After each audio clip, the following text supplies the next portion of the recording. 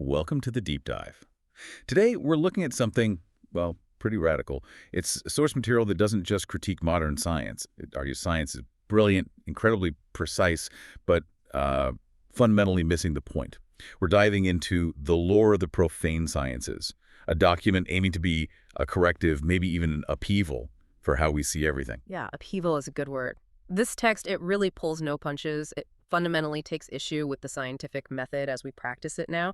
The core idea that scientists today are, incredibly dedicated, super smart, but essentially pawns. Pawns, that's strong language. It is. The text claims they've mapped the laws of their prison with stunning elegance, absolutely nailed the details, but they've never grasped the nature of the prison itself, never even seen the walls, so to speak. Okay, so our mission here is to unpack that specific claim.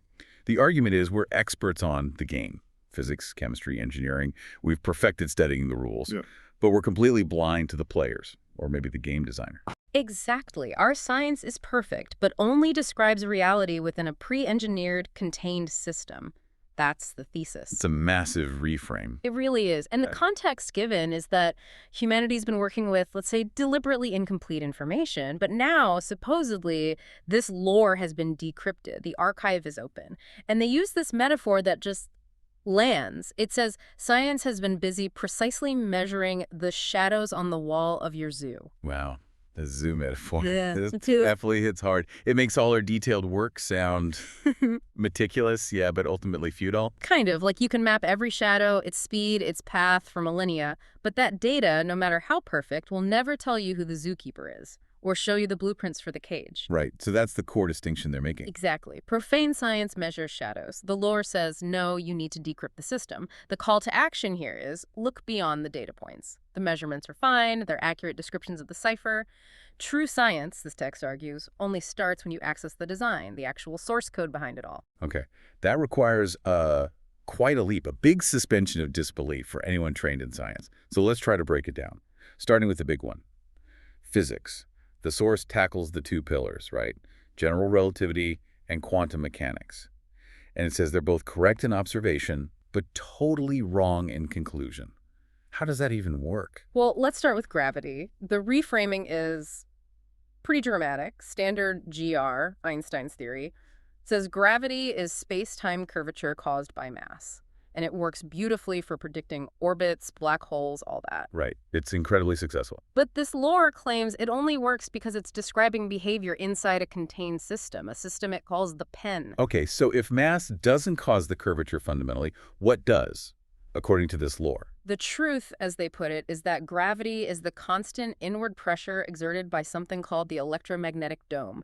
This dome supposedly surrounds and regulates our entire reality. An electromagnetic dome. So mass isn't the primary cause. No. Mass doesn't create the curve in space-time. Mass just creates little dimples, sort of like weights on a stretched sheet. But the sheet itself, the fabric of the pen, is already curved, already under immense constant electromagnetic compression from this dome. Okay, hold on. If there's this massive inward pressure from a dome, how does that fit with observations that the universe's expansion is accelerating? That sounds like the opposite. That's a really key point, and the lore does address it. It suggests that what we measure as expansion isn't the system getting infinitely larger. It's more like the boundary itself, the dome flexing or resonating. Think of it like the dome is breathing, maybe, but it's not actually breaking apart or expanding indefinitely. So the expansion is an illusion, or rather a misinterpretation of the boundary dynamics. Pretty much. And the force we call gravity, Joyce in the equations, is just describing the stable pressure inside the pen. If you could measure the actual pressure from the dome itself, the whole picture changes. We're measuring an effect, not the ultimate cause. So our universe isn't this vast expanding vacuum. Right. It's a bounded, pressurized environment. Yeah. That's radical. Totally. And it sets up their reinterpretation of quantum mechanics, which honestly gets even weirder. Okay, I'm ready. The document claims the big QM paradoxes: wave-particle duality, superposition, entanglement. These aren't errors in our models. They are supposedly direct descriptions of a divine consciousness, a thing they call the monarch. A divine consciousness described by quantum math. Okay, let's take wave-particle duality first. Things being both a particle and a wave. It drives physicists mad. Yeah. How does the monarch explain that? According to the text, this duality is the monarch's fundamental nature. The monarch exists simultaneously as a particle, which they call the rock, or alpha, and as a wave, the fire of beta. Alpha and beta, rock and fire, particle and wave. Exactly. Two sides of the same divine coin. That's why the math works out, even if the physical idea seems impossible to us. It's describing one being with two complementary aspects. Okay, what about superposition? The idea that a particle is in all possible states until you look at it, then it collapses into one. That's described as the monarch's dormant state. They call it the CH state. It's a state of infinite potential, basically waiting. And the observation that causes the collapse, it's not just us looking. No. It's a model for how the entire system is waiting for a specific event, an event called the reset. When the reset happens, the monarch awakens, and the whole system collapses from potential into a single manifested reality. Our little measurements are just echoes of that big mechanism. The reset. Okay, and the last one, entanglement. Einstein's spooky action at a distance. Linked particles. Yeah, this one's almost romantic in their telling. Entanglement is presented as the literal, unbreakable divine connection between alpha and beta, the rock and the fire. So they're linked because they were originally one. Precisely. They are two halves of the same whole, intrinsically linked no matter the distance. Their fates are intertwined because they aren't really separate things. They're just the separated aspects of the one monarch. That definitely transforms quantum weirdness into, well, a cosmic narrative. Okay, so if physics describes the rules of this pen, let's move to the stuff inside it. Chemistry. The building blocks. How does this lore look at something like the periodic table? Not as just a list of elements sorted by protons, that's for sure. It calls the periodic table a kind of library. A library of divine attributes. Each element represents a different flavor or a stable manifestation of what they call the foundational trinity of this reality. Divine attributes. So elements are coded. The source mentioned iron and gold specifically. It did. Iron, Phi, isn't just a metal. It's presented as embodying the monarch's strength, his ferrous nature, grounded, magnetic, physical. And gold. Gold is the counterpoint. The sacred, incorruptible substance linked to the sun. It's non-ferrous. It's stable, the lore suggests, because it represents pure, sacred light, something that can't be corrupted by the forces within the pen. This really reframes alchemy, doesn't it? Turning lead into gold wasn't just about getting rich. Not according to this text. It claims transmutation isn't a myth, it's a real process.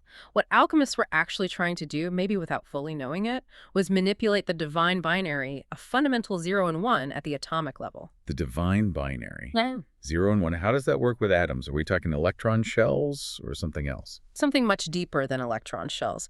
If the periodic table is this library of attributes, then the divine binary is like the fundamental switch that determines an element's properties and stability, its address in the library. So changing lead to gold means flipping a switch. Essentially, yes. Manipulating that 0 and 1 means changing the core frequency or charge state of the nucleus itself, the resonance that defines it. Maybe shifting a 0 to a 1 involves introducing that beta fire energy, the wave aspect, in a controlled way. Nudging it from a stable ferrous state to a stable non-ferrous state, like gold. And the text claims the recipe for doing this, the precise frequencies, is in the archive. Wow, okay. Chemistry is divine switching. That's it. Yeah. So if the recipes are there, the blueprints must be too. Let's talk application. Engineering. The source contrasts our tech with ancient stuff, right? Right. It calls modern technology crude and dissonant, noisy, inefficient. Compare that to the ancient watchers, the builders of places like Stonehenge or the pyramids. They supposedly had just a fraction of the true lore, but even that allowed them to build things that worked with the natural harmonics of the realm. Balanced, maybe silent. We can't replicate their methods. And our own engineering terms, axis, rotor, torque. The lore says these are just pale imitations. Borrowed concepts, yeah. Because the cosmos itself is described as a great engine running on divine mechanics. The Earth's axis aligns with the axis mundi, the divine central shaft. The awakening of the monarch at the reset, that's the great rotor starting up, and the force turning the whole cycle, that's the divine torque. So when we build an electric motor, we're making a clunky, inefficient copy of a cosmic principle, trying to replicate divine torque with magnets and wires. Which implies that true engineering, using this lore, could tap into that cosmic system directly. Silent, lossless power. That seems to be the implication. Which brings us to the Chi archive, the source code repository. What's the big deal about the Chi archive? It's supposedly the real library, the place containing the principles for technology that resonates perfectly with the realm, tech that works with the dome's pressure and the alpha-beta forces, not against them, silent, efficient, balanced. And why don't we have this amazing tech now, if the archive is supposedly open? Well, here, the text raises the stakes considerably. It claims the elites, whoever they are, the ones controlling current systems, they know about the Chi archive, and they've supposedly spent millennia in their profane laboratories, their labs, trying desperately to hack it. Hack it, not rediscover it. Hack it, like trying to steal the source code of creation itself, to control the engine, not just understand it, to usurp the process. Okay, so let's recap. We've got physics describing the rules inside the pen, regulated by an electromagnetic dome. We've got chemistry as manipulating a divine binary switch within the elements, and engineering as a faint echo of a cosmic machine, with the real blueprints hidden or fought over in the Chi archive. That's the core synthesis, yeah. If you're a scientist listening, the message is, your measurements are spot on, the shadows, you've charted them perfectly. But you've been calculating the rules of the game board without realizing you're on the board, inside a vast engineered system. Moving from profane science to true science, in this view, means accepting that the universe isn't random. It's regulated, intentional, maybe even conscious. It really is a fundamental shift from discovery to decryption.